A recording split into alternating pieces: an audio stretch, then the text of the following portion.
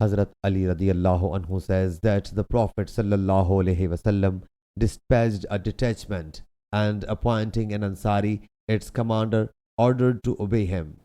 The commander got offended at something and said, "Didn't the Prophet sallallahu alaihi wasallam commanded you to obey me?" The people replied, "Of course." He said, "Collect fuel for me." The people collected firewood. He said, "Make a fire." So they made a fire.